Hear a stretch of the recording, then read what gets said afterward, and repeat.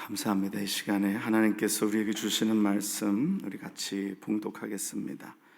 오늘 하나님께서 우리에게 주시는 말씀은 에스라 10장 1절부터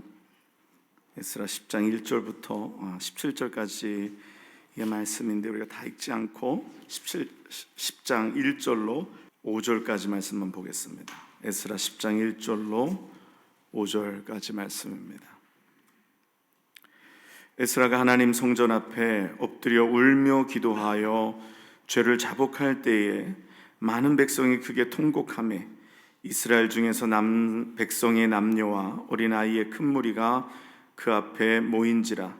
엘람 자손 중 여이의 아들 스가냐가 에스라에게 이르되 우리가 우리 하나님께 범죄하여 이 땅 이방 여자를 맞이하여 아내로 삼았으나 이스라엘에게 아직도 소망이 있나니 곧 내 주의 교훈을 따르며 우리 하나님의 명령을 떨며 준행하는 자의 가르침을 따라 이 모든 아내와 그들의 소생을 다 내보내기로 우리 하나님과 언약을 세우고 율법대로 행할 것이라.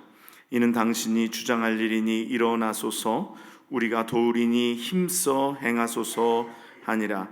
이 에스라가 일어나 제사장들과 레위 사람들과 온 이스라엘에게 이 말대로 행하기를 맹세하게 하매 무리가 맹세하는지라. 아멘. 일전의 말씀 가운데 후회에 대한 말씀을 드린 적이 있습니다.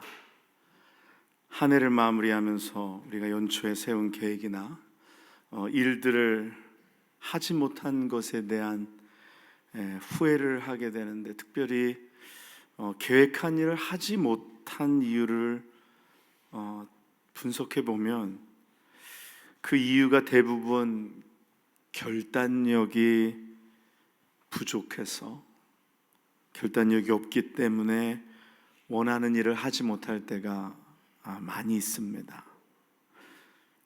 아예 어떤 일들은 시도조차도 해보지 못하고 그만 결단하는 힘이 없어서 그만 멈춰버리는. 사람들이 제일 많이 실패하는 일이 뭔가 이야기하는데 다이어트라는 거예요. 이 다이어트 하면은 저도 1년 내내 마음속에 생각하는 거 다이어트입니다.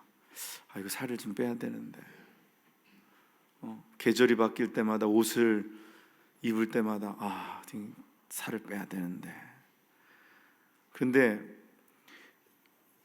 사람들이 분석을 해보니까 여자들이 이렇게 뚱뚱하지도 않은데 항상 내가 살이 쪄가지고 다이어트를 해야 되는데, 그런데 맨날 말만 다이어트 해야 된다고 얘기하는데, 말만 내가 살 빼야 되는데.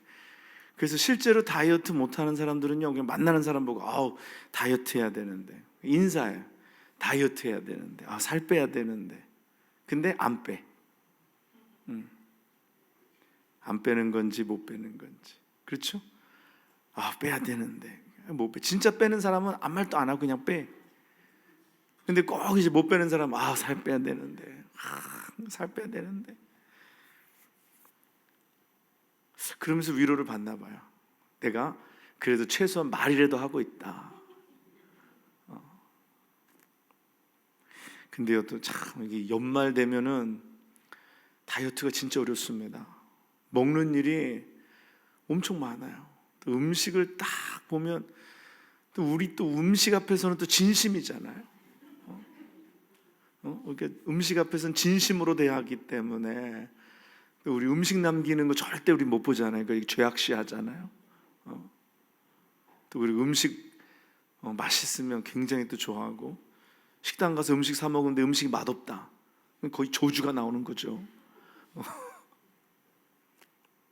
그러니까 음식이 또 맛있으면 막 너무 맛있어서 그냥 통제력을 잃고 또 절제력을 잃어버리고, 그냥 막 먹다 보면 그냥 다이어트는 저세상 일이고, 다이어트는 누가 그러더라고요, 내일부터 하는 거라고. 그러니까 내일은 오지 않아. 그러니까 내일부터. 제가 그래서 그런 생각했어요. 누군가 확실하게 다이어트를 할 수 있는 부작용도 없고 효과적인 약을 개발하는 순간 그 사람은 돈방석에 올랐는 거예요. 그리고 아마 노벨 평화상을 받을지 몰라요.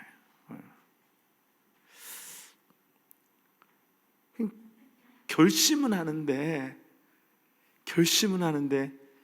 이게 어렵다라는 거예요. 근데 왜 안 되냐? 뭐 마음 먹는 것도 어렵지만 그것을 행하는 그 결단력이 부족하기 때문에 오늘 사람들이 이를 이루지 못합니다. 주로 이 성공하는 사람들 이야기를 하면서 그런 이야기를 해요. 성공하는 사람들의 이 좋은 습관 중에는 그런 사람들은 결단력이 있다. 그렇죠? 결단하는 걸 잘한다라는 거예요. 근데 성격이 좀 우유부단한 사람들은 좀 성공하지 못한다 그래요. 그래서 이렇게 가만히 보니까 한국의 경상도 사람, 뭐 전라도 사람, 여기는 대통령이 나오는데 충청도 사람들 대통령이 안 나와. 우유부단해서. 근데 그거는 충청도 사람에 대한 그 굉장한 오해예요. 제가 충청도 사람인데 결단력이 진짜 무섭습니다. 그러니까 충청 사람들은 우유부단하대. 우유부단하지 않아요. 벌써 속에는 다 결정이 돼 있어요. 다만 얘기를 안 해줄 뿐이야. 그렇죠? 신앙생활도 그런 것 같아요. 신앙생활도 결단력이 있는 사람 신앙생활을 잘하더라고요. 뭔가 예수를 믿기로 작정하고 결단하는 그 삶.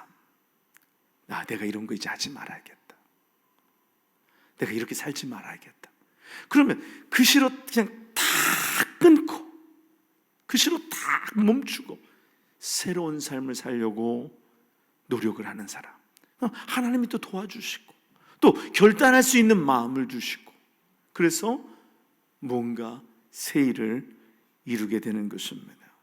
여러분, 신앙이 진보를 이루어야 하는 줄 믿습니다. 정치는 보수적이고 뭐 다 그럴지라도 신앙은 자꾸 나아가야 되는 거예요. 프로그레스가 있어야 되는 거예요. 그래서 어제의 신앙보다 오늘의 신앙이 나아야 하는 줄 믿습니다. 오늘의 신앙보다 내일의 신앙이 나아야 돼요. 근데 거꾸로 옛날에 처음 믿을 때가 너무 제일 좋은 거지 계속 거꾸로 내려가면 이것은 신앙의 진보를 이루는 것이 아니에요. 디모데전서 4장 15절에 바울이 디모데에게 뭐라고 부탁하냐면 너는 이 모든 일에 전심전력하여 너의 성숙함을 모든 사람들에게 나타나게 하라. 그래서 내가 신앙의 진보를 이루라는 말을 내가 분명히 기억하는데 성경을 읽어보니까 너의 성숙함을 모든 사람들에게 나타나게 하라. 그러니까 개역개정에는 그렇게 새롭게 번역을 했어요. 영어에는 Your progress 이렇게 했는데 그래서 개역 한글을 보니까 너의 진보를 모든 사람에게 나타나게 하라. 오늘 사랑하는 여러분, 2023년 1월 시작할 때보다 오늘의 신앙이 1월보다 나아야 하는 줄 믿습니다. 오늘 지금 이 순간의 우리의 믿음보다 내년 2024년도 12월에 우리의 믿음이 더 나아야 할 줄 믿습니다. 그러기 위해서는 뭐가 필요하다고요? 결단하는 힘이 있어요. 이 결단이 필요해요. 그냥 말만 하고 결단하지 아니하면 우리가 원하는 바를 이룰 수가 없습니다. 뭐 아까 제가 다이어트 얘기도 했듯이 뭐 세상의 작은 일도 해야지 평생 그냥 그 타령만 하고 있는 거죠.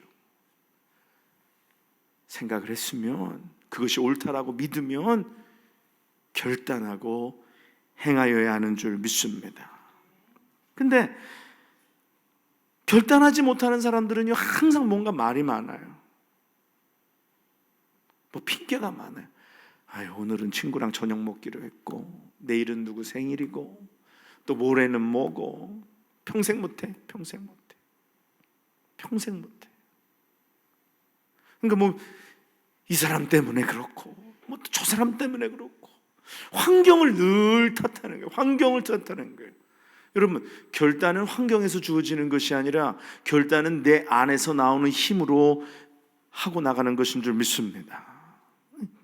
우리 안에 결단력이 있어야 돼요. 오늘 우리가 에스라 10장 1절로 5절에 있는 말씀만 먼저 읽었어요.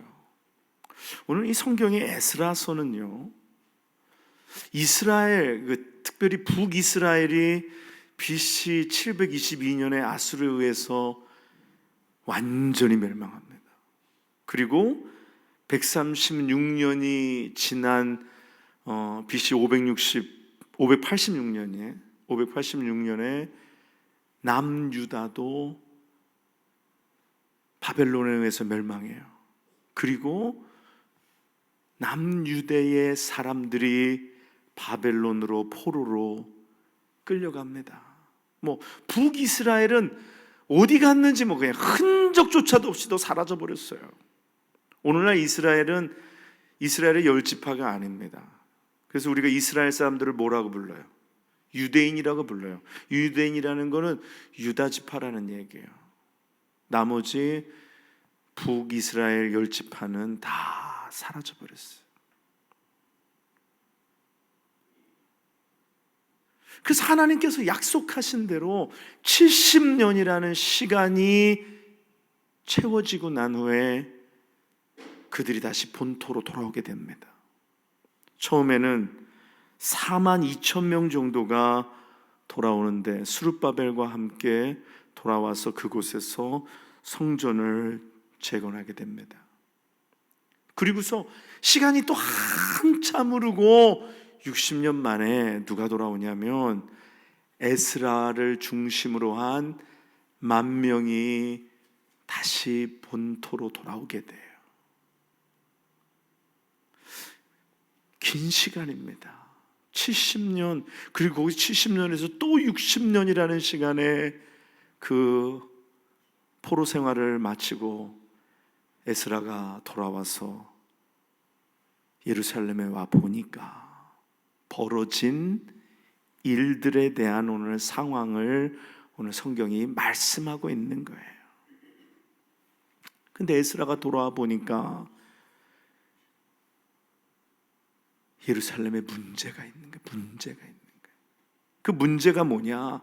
바로 통혼의 문제입니다.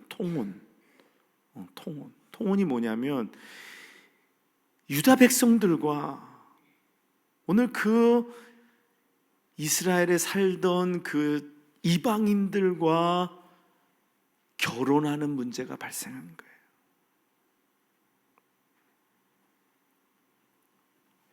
오늘 이 통혼의 문제가 오늘 같으면이야 무슨 얼마든지 국제결혼 통혼 가능하죠. 근데 하나님께서 법으로 이것을 막으셨어요.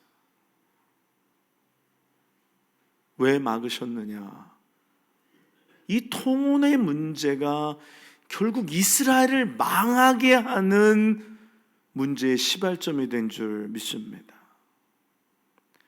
솔로몬이 애굽의 공주를 아내로 맞아들이고 또 왕들이 다른 이방의 왕들의 딸들을 아내로 맞아들이고 그 중에 우리가 잘 아는 아합 있잖아요. 아합의 부인이 누구입니까? 이세벨이에요. 이세벨을 아내로 맞아들이면서 이스라엘은 그냥 풍지박살이나 보냅니다. 바알과 모든 우상을 숭배하는 그러한 영적인 타락에 빠지게 되는데 그 핵심적인 이유가 바로 이 통혼의 문제예요.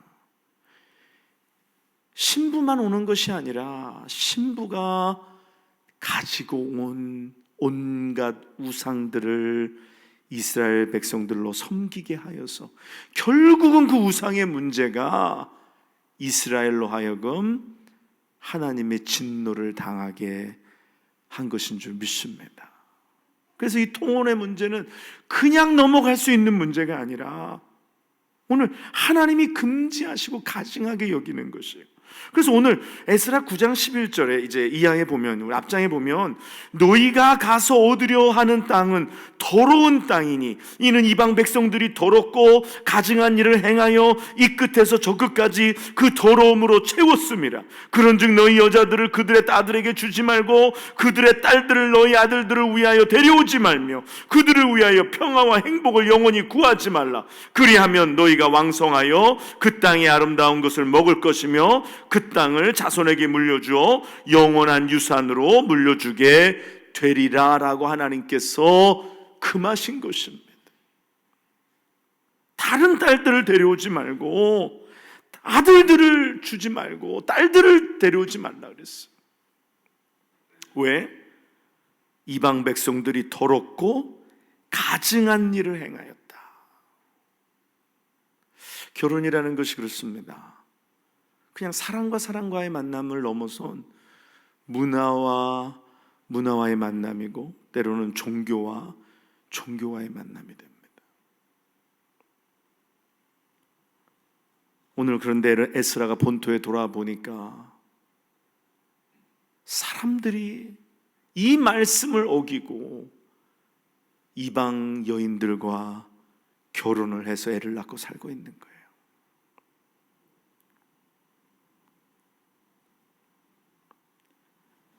9장 1절에 보면, 10장 1절에 보면 이 일 후에 방백들이 내게 와 이르되 이스라엘 백성과 제사장들과 레위 사람들이 9장입니다.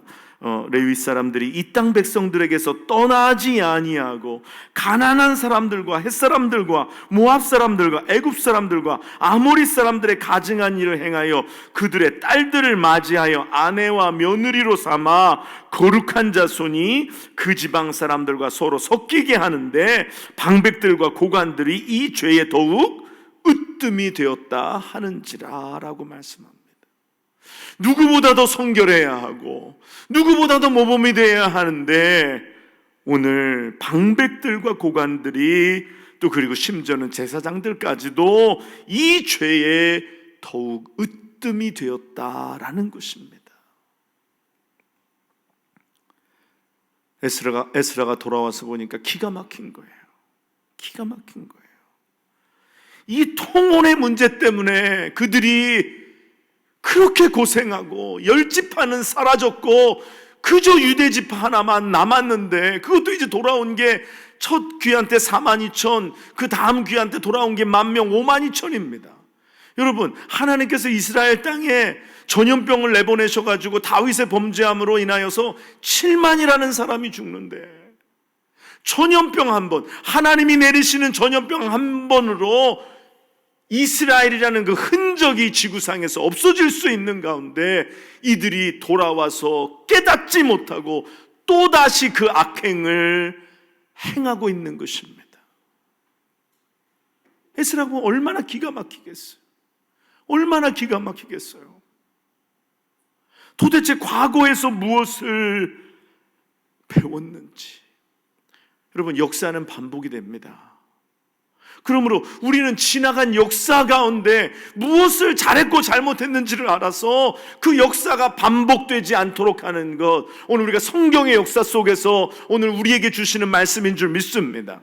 오늘 이것이 성경에만 국한된 것이 아니라 오늘날 여러분과 저의 삶에, 우리의 삶에도 그대로 드러나고 있다는 거예요. 오늘 이런 것들이 바로 우리의 신앙을 좀먹는다라는 것이에요.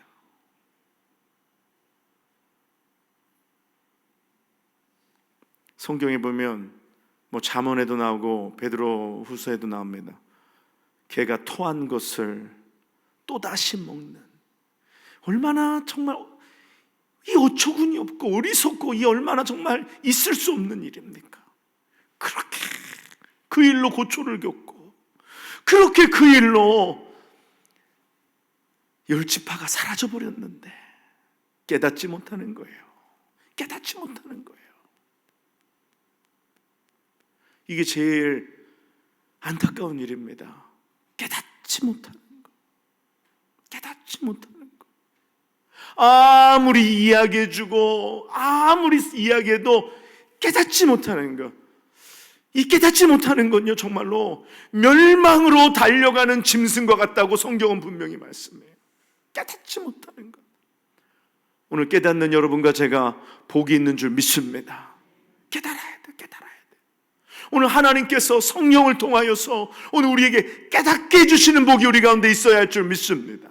말씀을 읽으면서 이거는 이스라엘 이야기, 이거는 수천 년 전에 일어났던 이야기, 뭐 한 3,000년 전, 2,500년 전에 일어났던 이야기 아니요. 오늘도 이 역사는 오늘도 우리의 신앙의 삶 속에서 반복되고 있는 줄 믿습니다. 오늘 이걸 깨닫지 못하면 우리는 신앙의 진보를 절대로 이룰 수가 없어요. 우리는 우리의 신앙의 성숙을 이룰 수가 없습니다. 왜? 이것이 우리의 신앙을 좀먹고 우리의 발을 붙들기 때문인 것입니다. 배가 아무리 먼 바다로 나가고자 해도 줄에 부두에 묶여 있으면 나아갈 수가 없습니다. 오늘 이 말씀 가운데 우리에게 깨닫게 하시는 하나님의 은혜가 있기를 주님의 이름으로 간절히 축원합니다. 저는 그런 생각을 해봤어요. 말씀을 읽으면서 이 사람들이 바보가 아닌 다음에는 왜 이 일을 또 행하고 있을까? 여러분 생각해 보세요. 70년이라는 시간이 짧은 시간이 아니잖아요. 그 긴 시간을 고초를 당했잖아요. 자기들의 눈으로 봤잖아요. 그런데 왜 돌아와서 왜 이 짓을 또 하고 있느냐? 왜 이 짓을 또 하고 있느냐? 저는 거기에는 현실적인 뭔가 이유가 있을 거라는 생각을 해봤어요. 왜 이들이 통혼을 하게 되었을까? 그 이유에는 절대적으로 부족한 인구의 숫자에 문제가 있습니다. 처음에 얼마나 돌아왔다 그랬어요? 42,000명. 그 다음에 10,000명. 얼마? 전부 다 합쳐도 52,000밖에 되죠.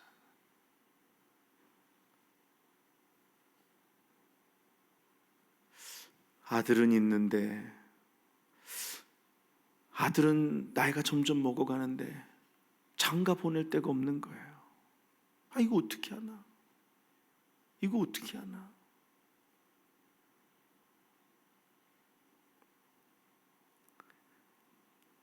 옛날에는요, 식구가 많은 사람이 부자입니다. 그렇죠? 왜냐하면 사람이 많으면 이게 다 노동력이에요. 그래서 옛날에는 며느리를 볼 때에 며느리를 이렇게 싹 이제 관찰을 하는 거죠. 애를 잘 낳게 생겼는지 못 낳게 생겼는지. 그렇죠? 왜냐하면 와서 애를 잘 낳아야지 이게 다 생활력인 거예요. 또 며느리가 이게 빈약한지 이 일을 잘할 수 있는지 그걸 다 살펴봤다는 거예요. 그래서 이쁜 거 가지고는 안 돼요. 건강하고 애를 잘 낳고 또 집안일을 잘하고 이것들이 굉장히 중요했어요. 왜? 옛날에는 사람이 노동력이 이게 곧 돈이고 이것이 곧 자기들의 생존과 연관되어 있기 때문이에요. 또 그리고 지금이야 무슨 정부에서 여러분 나이 드신 분들에게 돈도 주고 뭐 노치원도 보내주고 뭐 보험도 주고 다 하지만 만약에 정부가 안 하면 이거 누가 하는 일이에요? 자녀들이 해야 되는 일, 자녀들이. 그렇지 않아요? 자녀들이 해야 하는 일이에요. 그러다 보니까 자녀를 많이 낳아야지 노후 준비가 잘 되는 거예요. 이 자녀가 몇 명 안 되는 분이 노후 준비가 안 된 분들이에요. 정부를 믿어야지. 옛날에는 그랬단 말이에요. 그러다 보니까 할 수 없이 현실적인 이유로 이방 여인들을 아들들의 배우자로 드렸을 거예요. 한국도 이 출산율이 아주 저출산율도 아니고 초저출산율이라 그래요. 나라가 망하게 생겼다고 지금 난립니다. 전 세계에 한국만큼 애를 안 낳는 나라가 없다라는 거예요. 이제는 북한이 쳐들어 내려오지 않아도 남한이 그냥 주저앉게 생겼다라는 거예요. 굉장한 심각한 문제입니다. 애를 하나씩만 낳은 분들은 회개하셔야 돼요. 최소한 둘은 낳아야지 본전이 되는데 본전도 못한다라는 거예요. 셋 낳은 사람들은 애국자입니다. 애국 시민이에요. 지금도 가능하시면 하나 낳으셔요. 아브라함처럼. 아브라함 생각하면 다 여러분들 가능합니다. 한국도 문제. 애를 안 낳아서 문제. 어떻게 뭐 그냥 대책을 세우고 뭐 돈을 준다 그래도 안 나는데 돈을 준다 그래도 안 난다는 거. 이번에 뭐 신문 보니까 의사들이 파업을 하려고 그 데모를 하는데 의대 정원을 늘리지 말라고 그러면서 거기 하는 이야기가 딱 그러더라고요. 앞으로 얼마 하면 인구가 1,000만이 줄 텐데 의사만 늘려놔서 뭐 할 거냐. 굉장히 심각한 문제. 앞으로는 인구가 1,000만이 준대요. 심각합니다. 그러니까 한국에서 어떻게 해요? 이민을 받아들여야 돼. 지금 뭐 한국이 지금 현재도 이민자 없이는 한국의 산업이 돌아가지를 않아요. 뭐 농업도 그렇고 뭐 이렇게 뭐 제조업도 그렇고 외국인 근로자들이 없으면 한국은 돌아가지가 않아요. 이게 심각한 문제예요. 이걸 해결하려면 어떻게 해야 돼? 결혼을 시켜야지. 애를 낳게 해야지. 근데 요즘은 뭐예요? 결혼도 안 해. 그렇죠? 맨날 텔레비전 나오는 프로그램들 뭐예요? 나 혼자 산다, 돌싱즈, 맨날 그딴 거. 물론 뭐 시대를 반영하는 거긴 한데 어떤 면에서는 너무 또 그걸 또 혼자 사는 걸 또 너무 이렇게 조장하는 거예요. 여러분, 그래서 맨날 뭐 부부간에 갈등 얘기, 고민 얘기, 그러니까 다들 텔레비 보고 있다가 아우 나도 결혼하면 큰일 나겠다 싶어가지고 결혼 안 해. 이게 문제. 오늘 아마 이런 현실적인 이유 때문에 이스라엘 백성들이 돌아와서 이방 여인들을 아내로 맞이했지 않을까라는 생각을 합니다.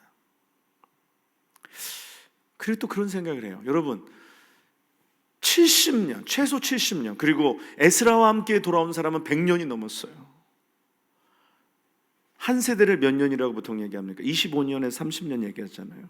그러면 벌써 몇 세대를 바벨론에서 산 거예요. 그러면 바벨론이 집 같을까요? 아니면은 예루살렘, 이스라엘이 집 같을까요? 바벨론이 집 같은 거예요. 그렇잖아요? 여러분의 자녀들 여기서 2세, 3세들 한국이 집 같다고 그러는 사람들이 있어요. 아니, 여기가 집 같아요. 심지어 우리 여기 몇십 년 살아. 뭐 저도 그렇고 미국에 산 게 더 한국에 산 것보다 훨씬 더 기니까 한국에 가면 이방인 같고 미국에 오면 편안하고 뭐 누구에서 반겨주지도 않는데 여기가 집 같은 거지. 우리 애들은 어떻겠어요? 우리 애들의 애들은 어떻겠어요? 근데 여러분 생각해 보세요. 우리 애들 다 싹 그냥 비행기 타가지고 우리 한국으로 간다. 하나님이 한국으로 다시 가라 그랬다. 그래서 한국 가면 한국이 집 같겠어요? 모든 게 낯선 거예요. 모든 게 불편한 거고. 제가 아는 목사님이 여러분 아시죠? 지난번에 우리 김용호 목사님 우리 그 은퇴하시면서 우리 교회 와서 말씀 전하시고 그 목사님이 한국으로 이제 들어가셨어요. 근데 목사님이 이제 영상 통화하면서 하시는 얘기가 모든 게 낯설대. 벌써 미국에 30년 살다 보니까 한국이 그렇게 낯설대요. 얼굴은 똑같고 말은 통하는데 낯설대. 모든 게 다 낯설고 익숙하지가 않고 그렇다 그러는 거예요. 아니 30년 살았는데 그 정도면 70년, 100년 넘게 사는 사람들은 어떻겠어요? 그러다 보니까 예루살렘에 돌아와서 가나안 사람들의 도움을 받는 게 도움이 쏠쏠해. 그 사람들이 알려주는 이스라엘 생활에 대해서 도움이 되는 거예요. 그 사람들이 도움이 되는 거예요. 내게 도움이 되는 거예요. 그러다 보니까 그들과 통혼하기 시작했던 것입니다. 신앙이라는 것이 이렇더라고요. 현실 앞에서 현실의 문제 앞에서 우리가 하나님의 말씀을 택할 것인지 아니면 실질적인 눈에 보이는 도움을 택할 것인지. 여러분 어때요? 영락교회 왜 옵니까? 목사님이 여러분 올 때마다 식권 줘서 오나요? 실질적인 도움이 여기 있어서 오나요? 아니잖아요. 오늘 믿음은 그렇더라고요. 눈앞에 보이는 숫자, 눈앞에 보이는 도움, 이것이 더 가까운 거예요. 믿음으로 사는 것이 어렵고 힘들고, 우리 그렇게 세상을 택하면서 그렇게 얘기합니다. 하나님도 나한테 뭐라고 못하실 거야. 이렇게 어려운데 내가 숫자를 붙들어야지, 보이는 도움을 붙들어야지. 세상은 숫자로 사람을 평가합니다. 연봉이 어떻게 되세요? 얼마를 법니까? 학교에 가면 몇 점 받았어요? 모아놓은 게 얼마나 됩니까? 집에 방이 몇 개나 되고 평수가 어떻게 됩니까? 세상은 숫자를 가지고 얘기해요. 그렇죠? 숫자를 가지고 얘기해요. 오늘 이 숫자의 우상 앞에서, 이 숫자의 힘 아래서 오늘 우리가 무엇을 택할 것이냐? 보이지 않는 하나님을 택할 것이냐? 보이지 않고 멀게만 느껴지는 하나님을 붙들 것이냐? 아니면 눈에 보이고 붙잡을 만한 세상을 택할 것이냐? 오늘 이것이 오늘 우리 신앙인들의 오늘 딜레마인 줄 믿습니다. 오늘도 이 문제예요. 이 문제. 오늘도 이 문제예요. 내가 신앙생활하는데 오늘도 이 문제가 우리 앞에 놓여 있는 거예요. 그래서 신앙은 선택과 결단과 집중입니다. 따라하겠습니다. 신앙은 선택과 결단과 집중이다. 무슨 말씀이냐면요, 오늘 우리 앞에 선택이 있어요. 내가 하나님을 택할 것인지 아니면 세상을 택할 것인지. 그리고 내가 그것을 택한 후에 내가 어떻게 결단하며 나아갈 것인지, 그리고 내가 결단한 것에 대해서 어떻게 집중하며 살아갈 것인지. 보통 신앙생활을 바로 하지 못하는 사람은 잘못된 선택을 하고 잘못된 결단을 하고 잘못된 것에 집중하며 살아갑니다. 우리의 신앙을 좀먹는 거예요. 그러나 신앙의 성숙함을 드러내는 사람은 바른 선택과 바른 결단과 그 선택과 결단을 집중하며 나아가는 줄 믿습니다. 그래서 그것을 믿음의 결단이라고 얘기해요. 눈에 보이는 것을 택하는 것이 아니라 보이지 아니하는 믿음을 가지고 믿음의 선택을 매일매일 맺으면서 나아가는 것인 줄 믿습니다. 오늘 이 아침에 여러분들이 맺은 선택, 오늘 그것이 믿음의 선택인 줄 믿습니다. 작은 믿음의 선택이 계속해서 우리의 삶에 이어질 때에 우리는 반드시 그 끝에 하나님의 축복이라는 선물을 받게 되는 것을 믿습니다. 그러나 작은 선택이라도 잘못해서 그것이 계속 반복되어지고 이어질 때의 그 끝은 아픈 결과를 가져올 수밖에 없는 것입니다. 우리가 롱아일랜드에 온 지 내년 5월이 되면 이제 만 4년이 됩니다. 이제 그러니까 지금 3년 7개월 정도 됐어요. 3년 7개월 정도 되면 별로 오래된 거 아니에요, 그렇죠? 그냥 뭐 얼마 되지 않았어요. 근데 이 얼마 되지 않은 시간 동안에 내가 어떤 분들이 교회를 왔다 갔나 생각해 봤어요. 근데 엄청 많이 왔다 갔어요. 엄청 많이 왔다 갔습니다. 어떤 사람은 한 주 왔다 간 사람도 있고, 왔다 간 건 진짜 왔다 간 게 아니라 방문한 거지, 그건. 어떤 사람은 몇 달, 어떤 사람은 몇 개월, 어떤 사람은 1년. 보통은 1년을 넘기지 못했어요. 근데 그 사람들을 보면서 제가 생각을 했어요. 이분들이 귀한데, 진짜 목회하면서 한 영혼 한 영혼이 정말 귀합니다. 한 영혼 한 영혼이 귀해요. 그런데 왜 이분들을 우리가 잡지 못했을까? 잡지 못했을까? 그래서 1차적으로는 이제 저의 책임이 있고 우리의 책임이 있어요. 우리가 기도가 부족하고 사랑이 부족하고 케어가 부족하고, 또 어떤 면에서는 그런 생각을 해요.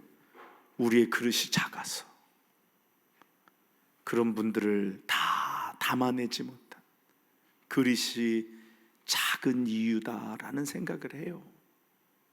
그래서 하나님, 내게 더 큰 그릇을 허락해 주시고 내가 더 큰 그릇이 되어서 진짜 어떤 사람도 다 담아낼 수 있도록 하나님, 우리에게 은혜를 주시옵소서.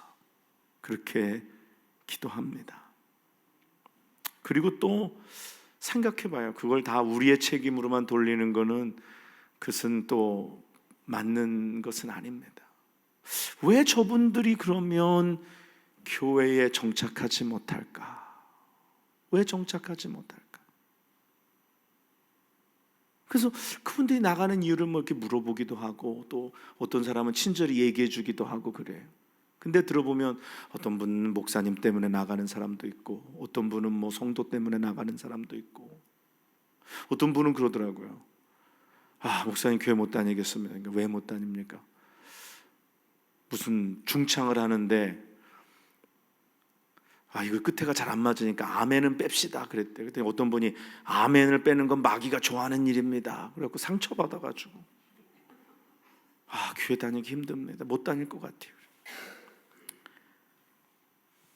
그래서 뭐 이유가 다 있더라고요. 뭐 이런 이유, 저런 이유, 뭐 교회가 가깝고 멀고 이유, 뭐 이유가 뭐 어마어마하게 많아요.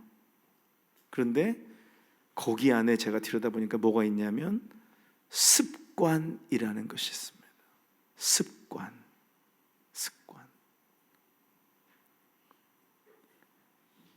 주로 두 부류가 움직이는데, 습관적으로 옮기는 사람들이 있어요. 어디 가서 조금 적응할 만하면 뭔가 또 실망해서 나가버리고, 뭔가가 또 자기 마음에 불편해서 나가버리고. 그러니까 이 습관이 결국은 자기를 뿌리내리지 못하게 만드는 거예요.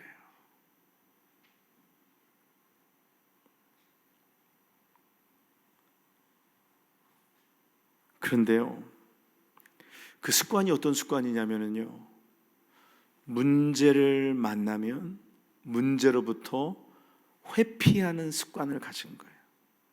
신앙의 도전을 만나면 내가 도망가면 되지 라는 생각을 가진 거예요.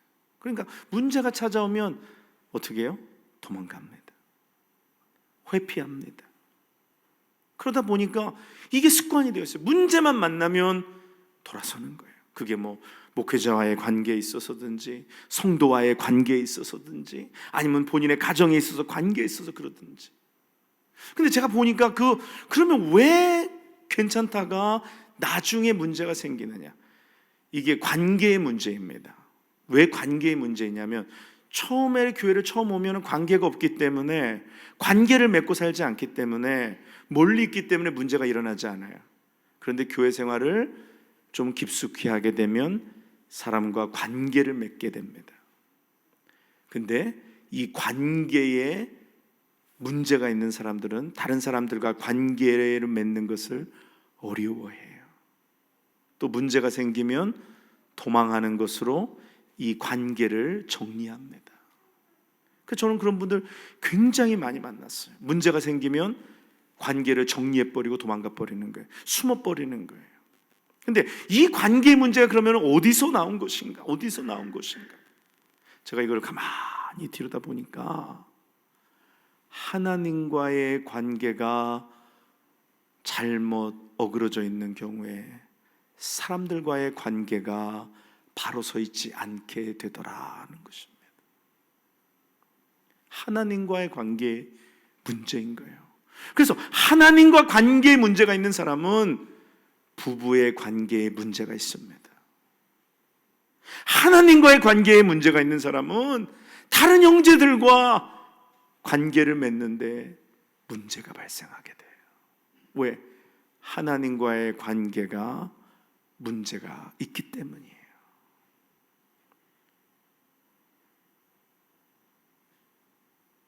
오늘 그래서 이 하나님과의 관계, 이것은 굉장히 중요합니다. 하나님과의 관계를 끊어버리고 세상 사람들과 관계를 맺을 수가 없어요. 그 관계에는 항상 문제가 발생할 수밖에 없는 것입니다.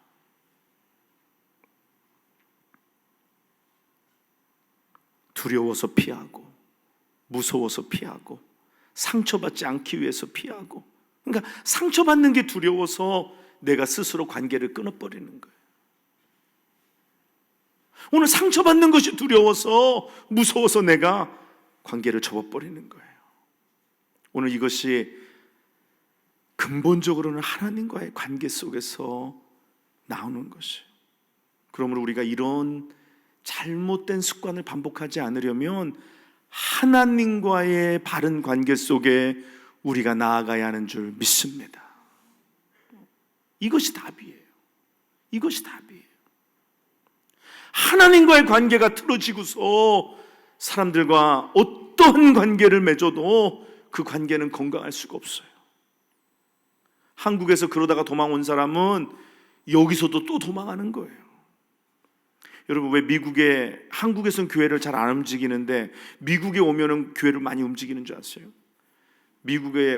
한국에서 미국에 올 때 도망 온 사람들은 여기서도 똑같이 그 관계의 두려움 속에서 계속 피하고 도망하게 되어 있습니다. 오늘 먼저 우리가 하나님과의 관계를 바로 정립해야 할 줄 믿습니다. 그리고 부모님과의 관계, 그리고 형제 자매와의 관계, 이 관계가 바로 서 있지 아니하면 평생 도망 다녀야 할 수밖에 없는 것입니다. 신앙은 결단이라 그랬어요. 오늘 이 죄의 습관, 악의 습관, 오늘 사단이 우리 속에 심어놓은 이 견고한 진과의 믿음의 결단으로부터 건강한 관계는 시작되는 줄 믿습니다. 나의 삶에 계속 영향을 미쳐. 오늘 나의 삶에 계속해서 문제를 일으킵니다. 근데 이거는 보지 못하고 자꾸만 환경만을 보는 거예요. 보다 더 나은 환경, 보다 더 나은 어떤 조건, 보다 더 나은 어떤 새로운 것이면 뭔가 되지 않을까? 여러분, 그게 가능합니까? 교회와 교회를 옮겨보세요. 교회마다 옮겨보세요. 이 교회는 나아서 이 교회에서 내가 여기에는 정말 내가 정착할 만하고, 이 교회는 뭔가 정말 여기서 뭔가 나을 만하다. 그런가요? 그렇게 습관적으로 관계 속에서 벌써 문제가 틀어진 사람은 아무리 환경을 바꿔도 다시 시간이 지나서 그 관계 속으로 들어가게 되면 인간과의 관계가, 하나님과의 관계가 정립되어 있지 않으면 그 관계는 또 다른 문제를 만들게 되는 것입니다. 그러다가 어떤 일들이 벌어지나요? 교회를 안 나가는 일을 결정하게 됩니다. 그게 문제가 되는 거예요. 그래서 이 가나안 성도라 그러잖아요. 우리 교회도 이전하고 이제 교회를 안 나가던 분들이 여러 오셨어요. 그러다가 그냥 조용하게 뭐 어떤 문제도 없이 그냥 사라져버린 경우도 많아요. 그냥 온다 간단 말도 없이 그냥 조용히 사라지는. 어떤 경우에는 그냥 아무런 이유도 몰라요. 뭐 문제가 있을 것도 없었어요. 관계를 맺은 것도 없어요. 근데 조용히 사라져버리는, 이게 왜 그렇습니까? 이게 옛날의 습관들. 벌써 가나안 생활 하다 보면요, 가나안 생활 몇 년 하잖아요. 그러면 교회 안 나가고 그렇게 세상에서 사는 게 굉장히 편해집니다. 굉장히 편해지고요, 누구를 만나서 딜할 일도 없어요. 오늘 설교 약간 이게 무겁잖아요. 이런 얘기 들을 필요도 없어요. 양심의 가책이나 어떤 영적인 부담을 느낄 필요도 없어요. 얼마나 깔끔한지 몰라요. 주일날 그동안에 가고 싶었던 데도 마음대로 가고, 여행도 가고, 놀러도 가고, 아무런 양심의 가책도 없고. 그런데 내 영혼은 죽어가는 거예요. 오늘 제가 연말이 다가오면서 이런 말씀을 드리는 이유가 있어요. 오늘 우리가 한 해를 마무리하면서 오늘이 지금 바로 결단해야 될 때인 줄 믿습니다. 지금 결단하지 아니하면 내년으로 이거를 끌고 간단 말이에요. 지금 결단하지 아니하면 내 인생의 이 사단의 견고한 진이 나를 계속해서 드레인 아웃하고 나를 무너뜨릴 것입니다. 오늘 사랑하는 여러분, 오늘 우리가 달라져야 돼요. 제가 처음에는 교회 이전하고 나서 아무나 다 시켰어요. 이것도 우리 교회에서 하시고 저것도 하시고 하라고 했는데, 작년서부터 제가 딱 결심한 것이, 또 여러분들에게도 말씀드린 것이, 교회에 오셔서 1년 그리고 준비될 때까지는 아무것도 부탁하거나 시키지 않습니다. 왜? 회복할 때이기 때문에. 회복 과정에 있는 사람에게 일을 맡기는 것은 결국 교회 공동체를 더 어렵게 하고 그 사람 본인을 더 힘들게 만드는 것이기 때문이에요. 그래서 제가 참 교회가 어렵다 보니까 그냥 아무나 시켰어요. 그냥 어거지로 시키고 그냥 했어요. 그랬더니 그것이 문제가 생기더라. 왜? 회복되지 않았기 때문에. 오늘 이 결단에 이르지 못했기 때문에 오늘 또 같은 문제가 반복이 된다라는 거예요.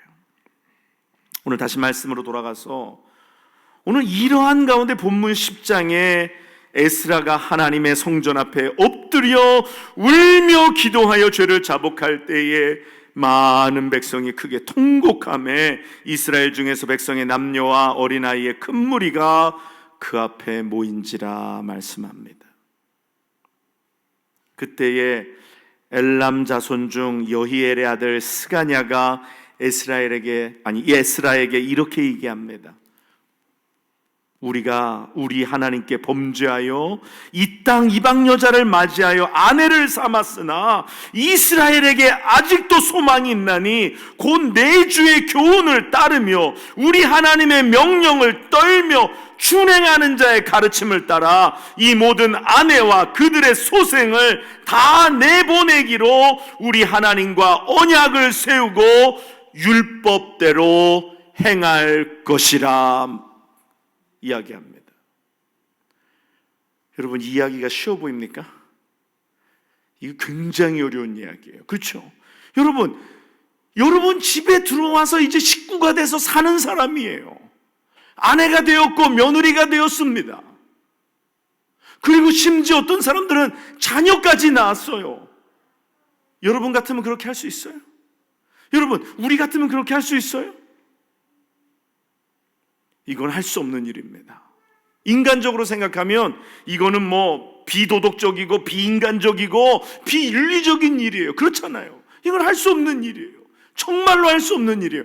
끊어낼 수 없는 일이에요. 근데 오늘 에스라가 하나님 앞에 그렇게 엎드려 회개하며 엎드렸을 때에 오늘 스가냐가 와서 그렇게 얘기해요. 이스라엘에게 아직도 소망이 있나니 곧 내 주의 교훈을 따르며 우리 하나님의 명령을 떨며 준행하는 자의 가르침을 따라 이 모든 아내와 그들의 소생을 다 내보내기로 하나님과 언약을 세우고 율법대로 할 것이니라. 굉장히 무거운 이야기예요. 저는 이 말씀을 읽으면서, 예전에도 그렇고 말씀을 읽으면서 이 말씀 너무 무겁다. 과연 나라면, 과연 우리라면 이렇게 할 수 있을까? 그런데 이것이 영적인 메시지라는 걸 여러분 알아야 됩니다. 그래서 오늘 뭐 집에 가서 다 내보내라는 게 아니라, 내보내긴 누가 나가요? 내가 나가야 될 판인데. 누가 그러더라고요. 집에서는 죽은 낙엽처럼 사는 게 제일 좋다고. 바람 불면 바람 부는 대로 움직이고, 또 어디 갈 때는 유리창에 붙은 그 젖은 낙엽처럼 딱 붙어가지고 떨어지지도 않게.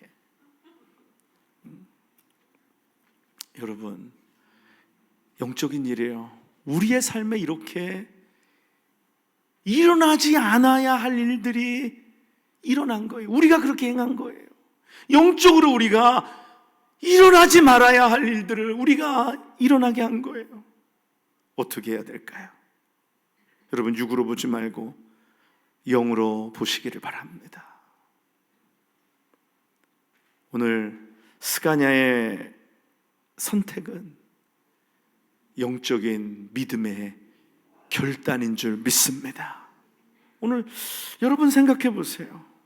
오늘 여러분 삶에, 오늘 여러분이 지난 시간들 돌이켜볼 때에, 오늘 여러분 돌아볼 때에 내가 과연 이렇게 끊어내지 못하고 정 때문에, 아니면 어떤 그러한 인간적인 것 때문에 오늘도 붙들고 가고 있는, 오늘 이방 여인과 같고 이방 여인을 통하여 나온 소생과 같은 그런 영적인 것들이 오늘 내 속에 있지 않습니까? 오늘 이것이 뭘까요? 이 끊어내야 할 이것이 과연 뭘까요? 여러분 생각해 봐야 돼요. 이거를 끊어내지 못하면 우리 신앙에는 진보도 없고 성숙함도 절대로 이룰 수가 없습니다. 오늘 이것을 찾아내서 끊어내야 되는 거예요.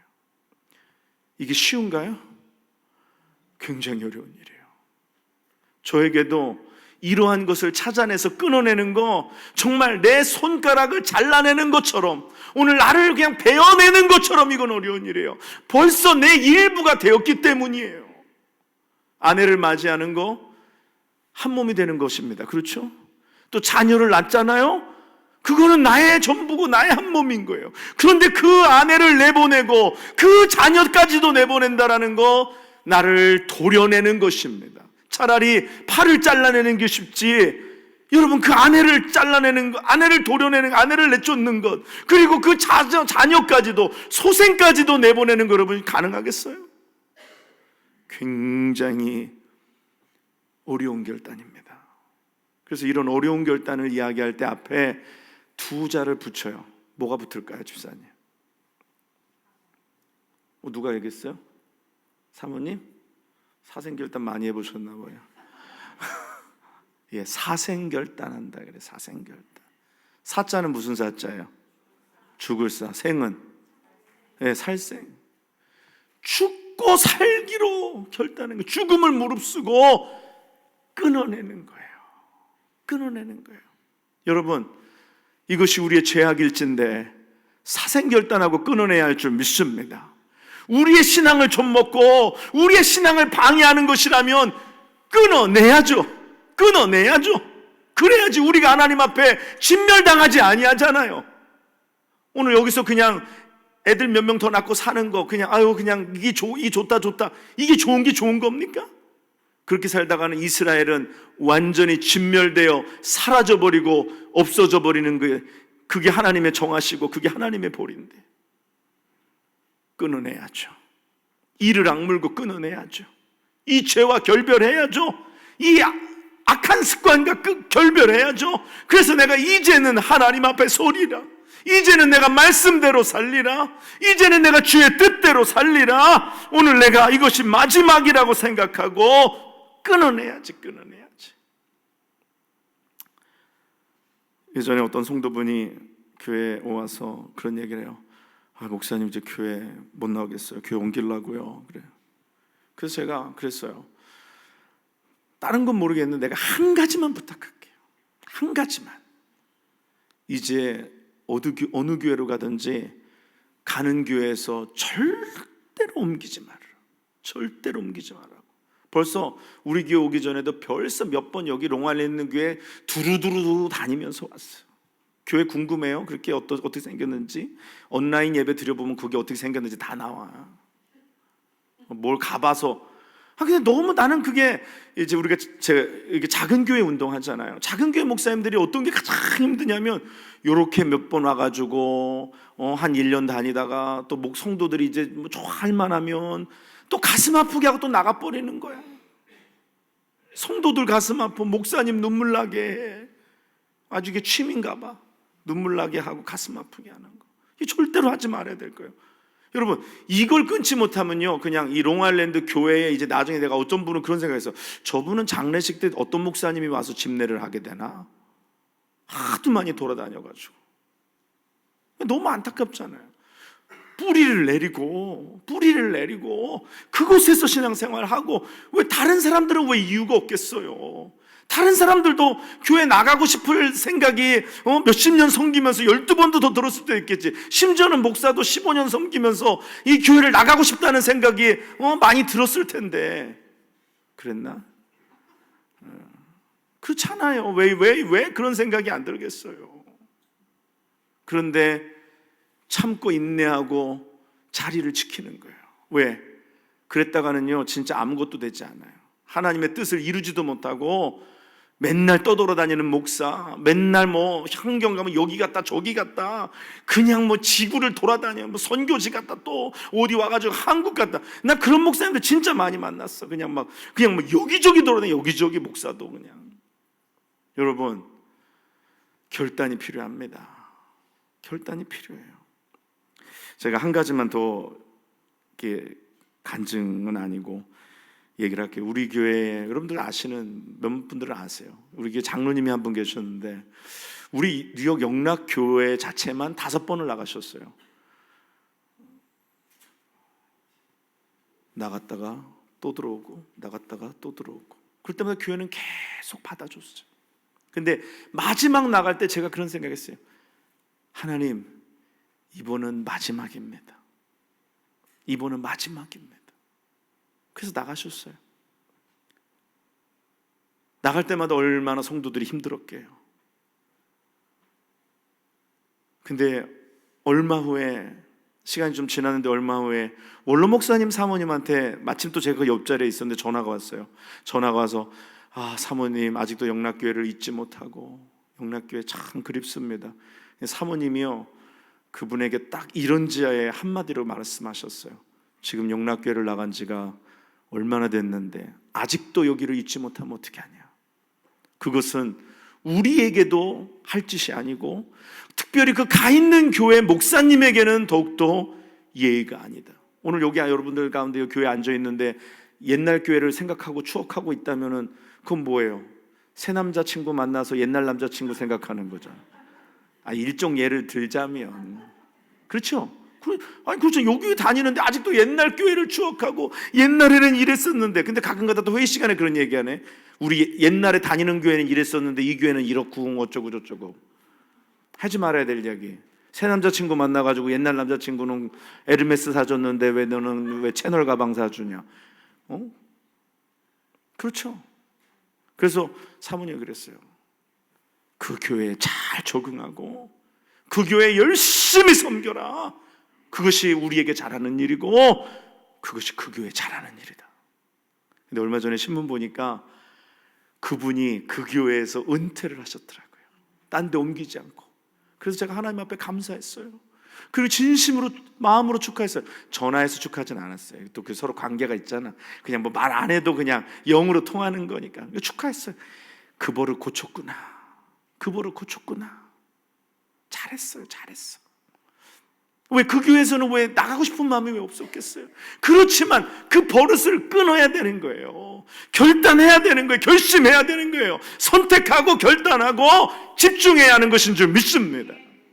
오늘 우리 신앙생활 하는데 저는 우리 사랑하는 여러분들이 이곳에서 하나님이 보내주신 거예요. 저는 그렇게 믿습니다. 제가 여기 있는 것은요, 제가 오고 싶어서 왔다고 생각한 적이 단 1초도 눈꼽만치도 없어요. 하나님이 보내셨기 때문에 오늘 이곳에서 선택하여 왔고 결단하고 왔고, 그래서 여기서 눈물 나고 여기서 아픔이 있어도 여기서 괴로운 일이 있어도 집중하는 거예요. 하나님이 세우셨고 하나님이 보내셨기 때문에 오늘 사랑하는 여러분, 무엇을 결단해야 합니까? 오늘 결단하세요. 오늘 바른 선택, 바른 결단, 바른 집중을 향하여 오늘도 나아가는 여러분과 제가 되시기를 주님의 이름으로 간절히 축원합니다.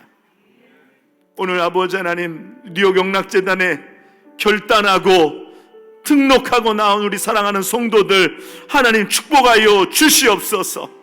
과거의 아픔이, 과거의 상처들이 어떠하든지 주여 오늘 아버지 하나님 저들을 회복하여 주시옵소서.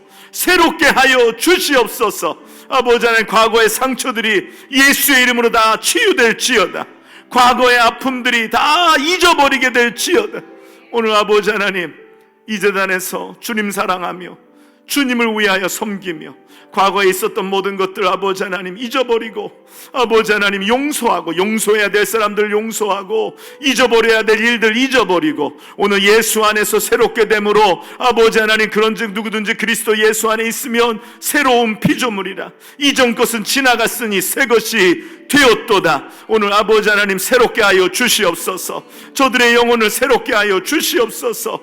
영적인 결단, 믿음의 결단 아버지 하나님 하게 하여 주시옵소서. 아버지 하나님, 아버지 하나님, 오늘 아버지 우리 사랑하는 성도들 축복해 주시고, 아버지 하나님 아직도 어리석게 과거의 아버지 하나님 악령에 붙들려서 아버지 하나님 아파하지 말게 하시고 주님께 나오게 하옵소서.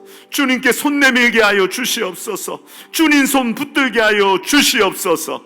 아버지 하나님, 오늘 우리 사랑하는 성도를 축복합니다.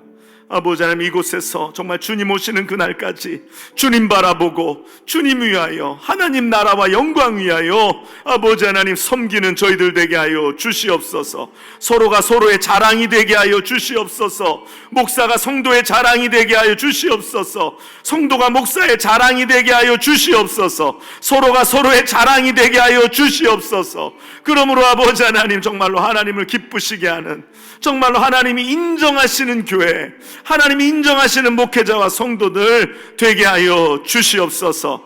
아버지 하나님, 과거의 단절이라는 것이 때로는 눈물 나게 하고 때로는 슬프게 하고 우리의 마음을 또 아리게도 하지만 주여 이제 앞으로 나아가기를 원합니다. 아버지 하나님, 주님 말씀하시는 그곳으로 아버지 하나님 한 걸음 더 나아가기 원합니다. 주여 우리의 걸음을 축복하여 주시옵소서. 우리를 인도하여 주시옵소서. 오늘 아버지 하나님 이 예배를 통하여 바른 선택하게 하시고 바른 결단하게 하시고, 그리고 우리가 선택하고 결단한 것에 이제는 집중하게 하여 주시옵소서. 한눈 팔지 말게 하시고 뒤돌아보지 말게 하시고 주님이 집중하라 하게 하신 것에 집중하며 나아가는 우리 모두가 되게 하여 주시옵소서. 감사를 드리며 이 모든 말씀 우리를 사랑하시는 예수님의 이름으로 간절히 기도드리옵나이다. 아멘.